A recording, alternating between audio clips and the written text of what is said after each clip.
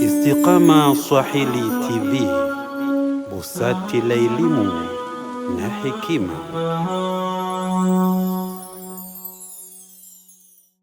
A'udhu billahi minash shaitani rrajim. Bismillahir rahmanir rahim. Assalamu alaykum wa rahmatullahi wa barakatuh. Leo biidhnillahi ta'ala tupo na moja wa wanafunzi kutoka Mahadi Istiqama, na atajitambulisha kwa jina lake, lakini pia vile vile uko nami pia na mimi katika wanafunzi wa Mahadi Istiqama. Jina langu naitwa Ibrahim Khamisi Albawari, lakini pia vile vile mwenzangu pia atajitambulisha kwa majina yake yote matatu ili uweze kufahamu. Bismillahirrahmanirrahim. Alhamdulillah wa sallallahu ala nabiyina Muhammadin sallallahu alayhi wasallam. Kwa majina naitwa Hussein ibn Ramadhan ibn Salim Al-Minwami. Naam, huyu ni Hussein ambaye tuko naye hivi sasa. Naam, Ustaz Hussein, kwanza kabisa karibu katika studio za Istiqama Swahili TV. Naam, shukran sana. Naam, mfuatiliaji wa Istiqama Swahili TV. Leo bi mashiatillahi ta'ala tutazungumzia sifa za Mtume sallallahu alayhi wasallam. Lakini kabla hatujaanza na sifa hizo, basi tutamwambia mgeni wetu walau atupe kionjo kidogo namna gani Mtume sallallahu alaihi wasallam alivyosifiwa katika enzi hizo, ambapo kabla yetu sisi walikuwepo washairi. Sasa hao washairi kuna vitu ambavyo waliweza kuvitoa kabisa, vitu vitamu kabisa, na hapa tutapata faida mbili tatu ambazo alizokuja nazo Hussein ibn Ramadhan Al-Minwam. Kwa hivyo naukaribisha kidogo uweze kuwapa mashairi au sifa za Mtume sallallahu alaihi wasallam alivyosifiwa katika mashairi. Naam, biidhnillah inshallah tutaanza moja kwa moja. Naam, na Hassan ibn Thabit, kwa sababu huyu ndo alikuwa mshairi wake Mtume sallallahu alaihi wasallam, katika mashuara wakubwa ambao walikuwa karibu sana na Mtume Muhammad sallallahu alaihi wasallam. Alimwambia Mtume sallallahu alaihi wasallam, wa ahsanu minka lam tara qattu aini, mashaallah, wa ajmalu minka lam talid an-nisaa. Naam, khuliqta mubarra'an min kulli aibin ka'annaka qad khuliqta kama tasha'u. Naam, ya kwamba na wazuri mfano wako wewe. Naam, jicho langu au macho yangu hayajapata kuona.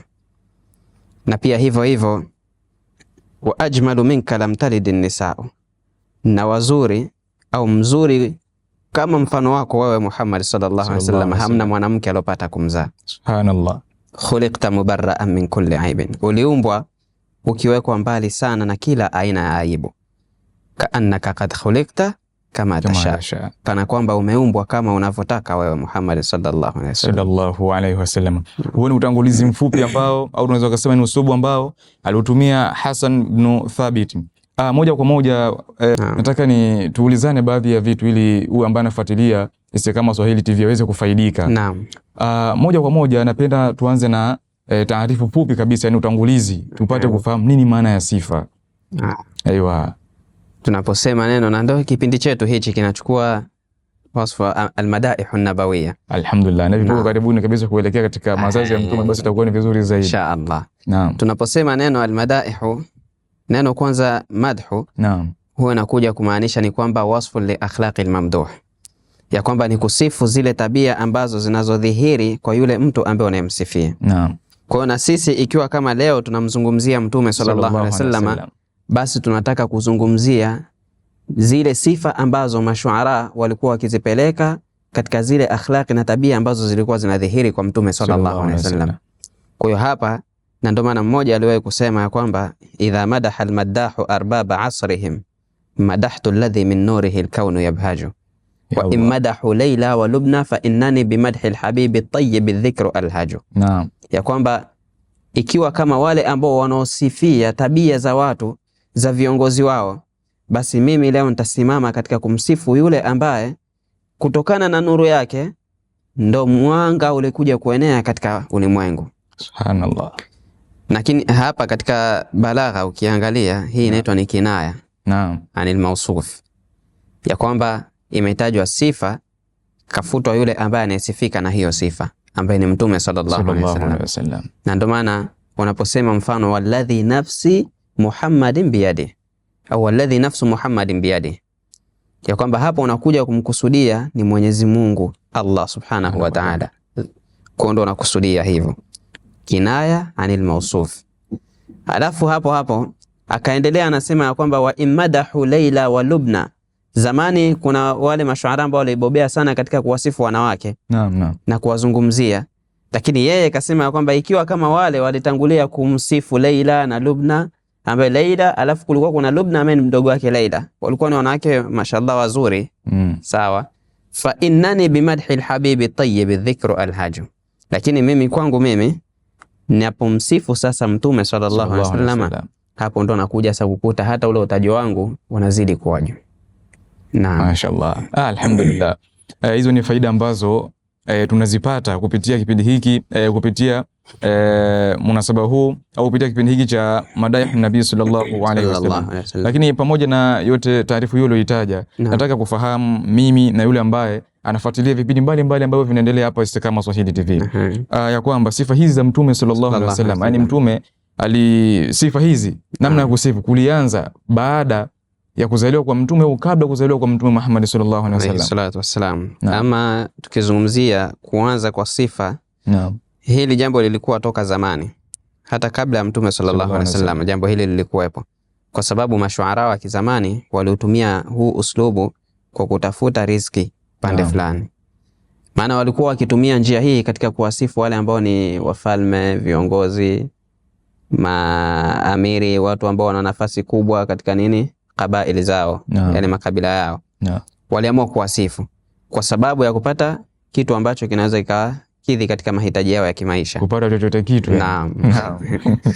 Kwa hiyo ndio ilikuwa hivyo. Sasa katika jambo hilo la kusifu, naam, Mtume Muhammad sallallahu alaihi wasallam amepewa sifa na watu mbalimbali, na katika watu hao miongoni mwao walikuwa Waislamu, lakini pia vile vile kuna ambao walikuwa si Waislamu. Naam. Sasa kupitia jambo hili, hawa waliokuwa ni Waislamu walimsifu Mtume sallallahu alaihi wasallam kwa sababu zipi? Lakini pia vile vile wale ambao walikuwa si Waislamu walimsifu Mtume sallallahu alaihi wasallam kwa sababu zipi? Naam.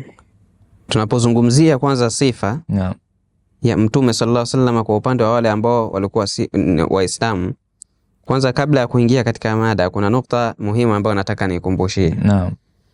Zamani sifa tunasema kwamba zilikuwepo, na watu walikuwa wakitumia mashairi katika kuwasifu viongozi.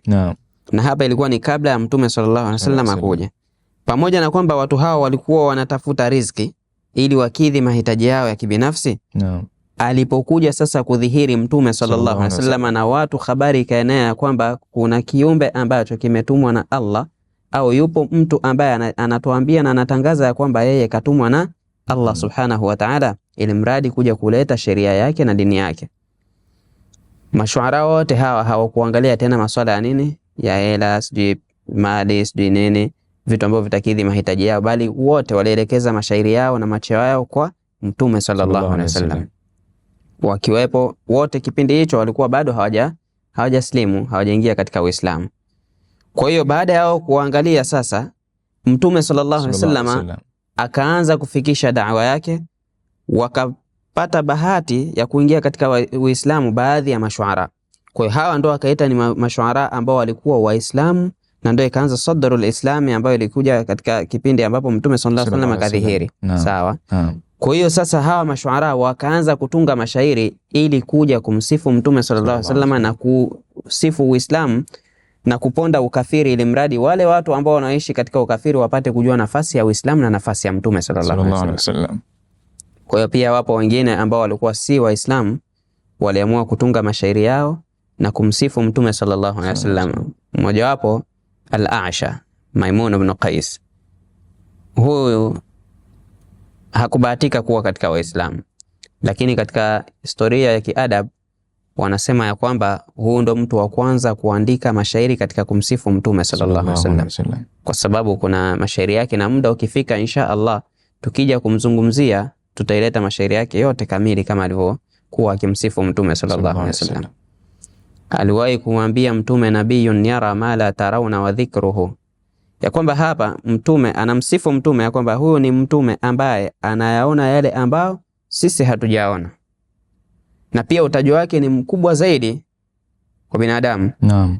Akaja akaongea akajifanya kama vile yuko anamhadithia farasi wake pale ambapo alipokuwa katika safari ile ya kutoka sehemu alipokuwa na kuelekea kwake Mtume sallallahu alaihi wasallam, ili mradi aingie katika Uislamu. Akamwambia, fa alaitu la arthi laha min kalalatin wala min hafa hatta tazura Muhammadan. Ya kwamba mimi nilimshikilia sawa na kumtaka huyu farasi aendelee na safari yake mpaka apate kumzuru nani? Mtume sallallahu alaihi wasallam, ili mradi aingie tu katika Uislamu. Huyu ndo mshairi wa kwanza ambaye anakuja katika historia ya kwamba yeye ndo alianza kumsifu Mtume sallallahu alaihi wasallam na hakubahatika kuingia katika Uislamu. Kwa hiyo mashairi ilikuwa yani Mtume sallallahu alaihi wasallam alisifiwa na Waislamu na pia hivyo hivyo kasifia na wale ambao si Waislamu enzi hizo, na mpaka kwa sasa katika asrul hadith pia inaendelea sifa hizi kuendelea, na wale ambao si Waislamu wanaendelea na kuandika mashairi katika kumsifu Mtume sallallahu alaihi wasallam. Sasa kupitia hapo katika hawa ambao walikuwa si Waislamu walivyokuwa kimsifu Mtume sallallahu alaihi wasallam, ni kitu gani ambacho kilichowavutia mpaka kufikia hatua ya kumsifu Mtume Muhammad sallallahu alaihi wasallam aliyokuwa wao kama wao hawamuamini, sio katika dini yao? Naam, mimi nataka kumleta mshairi mmoja katika washairi wa kisasa. Anaitwa George Michel Celeste. Wa wapi tena? Huyu jamaa alikuwa mnasara huyu. Na wala hakuwa ya kwamba ndo katika Waislamu ambao walikuwa na imani na msimamo mkubwa. Huyu alipata kusoma sira ya Bwana Mtume Muhammad sallallahu alaihi wasallam na kujua tabia zake Mtume, kwa sababu ukiangalia katika vitabu vyao wanavyovisoma mara nyingi wao huwa wanamponda sana Mtume sallallahu alaihi wasallam, lakini yeye alielekeza macho yake katika vitabu sasa vya Kiislamu, vitabu vya sira, akamsoma Mtume sallallahu alaihi wasallam na akapata kumjua. Baada ya siku akaja akaandika mashairi yake, aliyaita Najwa an-Nabii al-A'zam. Akamwambia Mtume sallallahu alaihi wasallam, katika hayo mashairi ni mengi, lakini kuna sehemu alisema, anamwambia Mtume sallallahu alaihi wasallam ya kwamba ewe Mtume sallallahu alaihi wasallam, ma'dhiratan idha kaba fika tibyani wa ta'biri, nachukua maadhira au nataka msamaha ikiwa kama maneno yangu ambayo nayatamka sasa hivi yatakuja kunini kuenda kinyume na haki yako. Kaanza na usubu mzuri kabisa. Madha uwafika min haqqin wa takrimatin wa qad alawta ala dhanni wa takrimi au wa taqdiri, nini nikupe wewe Mtume sallallahu alaihi wasallam katika haki na ukarimu, wakati wa filhali wewe Mtume sallallahu alaihi wasallam upo juu katika dhana yangu mimi, ninapodhani ya kwamba nitunge mashairi katika mfumo fulani ili nipate kujua nafasi ya kwamba hii ndo nafasi nafikia kumpa Mtume haki yake, lakini sijafikia. Wewe unazidi hapo na utajua wako unazidi utajua wangu mara elfu, kwa mara nyingi sana, sikufikia hata kwenye chembe. Kwa hiyo ndo alipata kumwambia Mtume sallallahu alaihi wasallam maneno kama haya, kwa njia ya kwamba hawa mashuara ambao walikuwa si Waislamu walikuwa wakitumia mashairi yao ili mradi kujinasibisha na shakhsia ya Mtume sallallahu alaihi wasallam, ili utajo wao pia uendelee na kutajwa katika nini, zama baada ya zama. Na wapo wengine ambao walikuja kumsifia kwa sababu tu ya kuona ukarimu wake nini na jinsi alivyokuwa akisifika. Kwa hiyo akaamua tu kuisifu hiyo shakhsia ya Mtume sallallahu alaihi wasallam. Lakini kwa upande tukisema sasa upande wa Waislamu, wao walikuwa wakimsifu kwa kutaka radhi za Allah subhanahu wa ta'ala, kwa sababu Hassan ibn Thabit alimwambia Abu Sufyan ya kwamba hajauta Muhammadan fa ajabtu anhu wa inda Allahi fi dhaka aljazao, wewe umemtukana Muhammad na umemsema Muhammad kwa mabaya, mimi Hassan ibn Thabit nimesimama sasa kujibu. Na kwa hii na kwa majibu haya ambayo nataka niatoe hapa, inda Allahi aljazao, kwa Allah subhanahu wa ta'ala natarajia nini? Malipo. Kwa hiyo kwamba hawa walikuwa wanasifu kwa kutaka malipo kwa Allah subhanahu wa ta'ala, na Allah anyanyue utajo wao. Lakini hawa wengine ambao si Waislamu walikuwa wanamsifu Mtume sallallahu alaihi wasallam ya kwamba wazidi tu kubakisha zile sifa zao na majina yao yaendelee na kutajwa na watu. Naam. Hizo ni miongoni mwa faida ambazo Istiqama Swahili TV wameweza kukufikishia wewe ambaye unafuatilia vipindi vyao. Lakini pia vile vile ikiwa tunaendelea na Ustaz Hussein ibn Ramadhan Aluminium, tukiwa na maswali mengi, lakini pia vile vile tutakuwa na tutatamani mwisho uje umalizie neno muhimu sana kwa wale ambao wanafuatilia channel yetu hii pendwa Istiqama Swahili TV. Pia vile vile nataka nikuulize Ustaz Hussein, Mtume Muhammad sallallahu alaihi wasallam kwamba maulama wetu wanatuelekeza kwamba inatakiwa tuweze kufanyaje, tukithirishe kumtaja Mtume sallallahu alaihi wasallam. Sasa pengine unaweza ukatupata faida 2-3 ambazo mimi nitafaidika, lakini pia yule ambaye anatufuatilia anaweza kufaidika katika utajo wa Mtume sallallahu alaihi wasallam. Katika utajo wa Mtume sallallahu alaihi wasallam, kwanza inakuja hadithi. Mtume sallallahu alaihi wasallam akasema, man salla alayya salatan sallallahu lahu biha 10, atakayeniswalia mimi mara moja tu. Yani napotajwa kisikia Nabii Muhammad alafu ukasema sallallahu alaihi wasallam, basi hapo Allah subhanahu wa ta'ala atakupa malipo 10, yani thawabu utazipata mara 10. Naam. Lakini pia Mtume sallallahu alaihi wasallam katika hadithi ya Raghima Anfu ilivyokuja ya kwamba amekula hasara, masahaba walimuona Mtume alikuwa akipanda katika mimbari yake, akipiga hatua ya kwanza anaitikia amin, alafu akipiga ya pili amin, akipiga hatua ya tatu anaitikia amin. Masahaba hawakuwa wanakaa kimya sana, bali walikuwa wanamuuliza Mtume kutokana na mambo mbalimbali ambayo alikuwa akiyafanya na alikuwa akitokea kwake. Walipomuuliza Mtume sallallahu alaihi wasallam akawaambia kwamba ni dua ambayo Jibril alikuwa akiomba, na nilikuwa nikijibia dua hii kwa kusema amin. Dua gani? Katika dua hizo alizitaja zilikuwa 3, lakini sisi tunataja moja kwa sababu ndio inaendana na maudhui yetu. Naam. Kwa hiyo akamwambia kwamba yule ambaye amekula hasara, yule ambaye utapotajwa wewe Muhammad sallallahu alaihi wasallam mbele yake, alafu yeye akashindwa kumsalia au anashindwa kukusalia. Naam. Kwa ndio maana Mtume kaitika amin, ni dua ya Jibril alayhi salam. Kwa na sisi hivyo hivyo, na wote ambao wanaotutazama na kutufuatilia na kuifuatilia kanaa hii, wanapomsikia Mtume sallallahu alaihi wasallam anatajwa, basi ni lazima wamswalie Mtume sallallahu alaihi wasallam, wasije wakapitikiwa na khairi kama hizi. Naam, wewe ambaye unatufuatilia hapa Istiqama Swahili TV, hiyo ni katika faida ambayo imepatikana katika kumtaja Mtume sallallahu alaihi wasallam. Unaposikia tu Mtume sallallahu alaihi wasallam akatajwa, basi ni vizuri zaidi ukaweza kumswalia, kwa sababu kuna mambo mbalimbali ambayo Allah subhanahu wa ta'ala anaweza kupatia. Lakini pia vile vile kwa wale ambao wana shida mbalimbali, wana mambo mbalimbali, wanaona kabisa hayawezi kufunguka na nini, basi ukirejea kwa Allah subhanahu wa ta'ala, kumbuka na kumtaja Mtume sallallahu alaihi wasallam. Mfuatiliaji wa Istiqama Swahili TV, kipindi hewani ni madaihi Nabii sallallahu alaihi wasallam, sifa za Mtume sallallahu alaihi wasallam. Lakini pia vile vile tumeona sifa hizi zimelenga katika mashairi ya Waarabu. Lakini pia vile vile ni na kukumbusha kwamba wewe ambao unatufuatilia, usisahau kusubscribe, kulike, lakini pia vile vile kucomment na kushare Istiqama Swahili TV, busati la elimu na hekima. Kwa kufikia hapa, ndugu yangu wewe ambaye unatufuatilia, basi inshallah tutakutana katika kipindi ambacho kinachofuata. Wassalamu alaikum warahmatullahi wabarakatuh. Istiqama Swahili TV, busati la elimu na hekima.